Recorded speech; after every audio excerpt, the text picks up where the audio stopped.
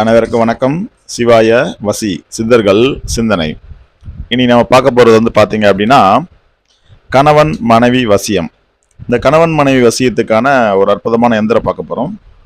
இந்த வீட்டில் வந்து பார்த்தீங்க அப்படின்னா, கணவன் அல்லது மனைவி இருவருக்குள்ள வந்து பார்த்தீங்கன்னா அடிக்கடிக்கு வந்து சில சண்டை சச்சரவுகள் வந்து கொண்டே இருக்கும்.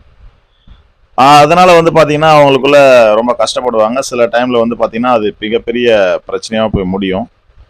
ஆண் பெண் சேர்க்கை அப்படின்றது வந்து பார்த்தீங்க அப்படின்னா இன்னைக்கு உலகத்தில் ஒரு சவாலான விஷயமா தான் இருக்குது இன்னி காலகட்டத்தில். ஸோ அப்படி இருக்கிறவங்க வந்து பார்த்தீங்கன்னா ஒரு அற்புதமான ஒரு எந்திரம். இந்த எந்திரம் பார்த்தீங்க அப்படின்னா கணவன் மனைவிக்கான வசியம்.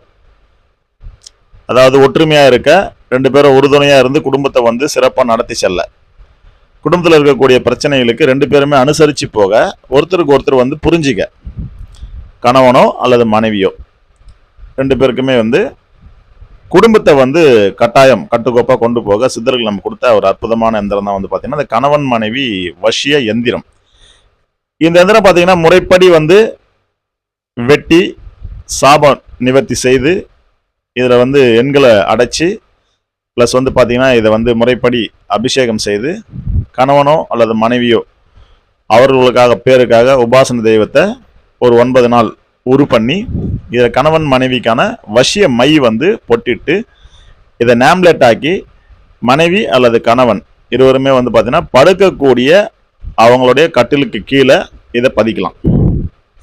எங்கள் வீட்டில் கட்டிலெல்லாம் இல்லைங்க, நாங்கள் கீழே தரையில் தான் படுக்கிறோன்னா தலகாணி இருக்கு இல்லையா, அந்த தலகாணிக்குள்ளே இதை வைக்கலாம். தலகாணியில் வச்சாலும் பிரச்சனை வந்துருங்க அப்படின்னா, ஸோ வீட்டில் சாமி படம் இருந்தால் அந்த சாமி படத்துக்கு பின்னாடி தேன் மெழுகு அதில் அடைச்சி இதை ஹீட் பண்ணி ஒட்டிடலாம். ஸோ அப்போது நீங்கள் வந்து இது எங்கே ஒன்றா பயன்படுத்தும் போது அதனுடைய ரேடியேஷன்ஸ் அலைகள் வந்து பார்த்தீங்கன்னா வீசிட்டே இருக்கும்.